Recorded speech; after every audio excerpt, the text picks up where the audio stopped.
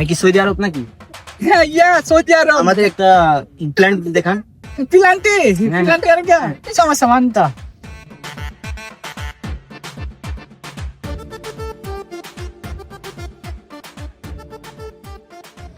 এই ছেলে পেলে তোরা সারাদিন কি রকম ফুটবল খেলিস, বড় ভাই সৌদি থেকে আইসে একটা প্ল্যান্টি শট মারবে, তোরা দেখ কি রকম প্ল্যান্টি মারতে হয়।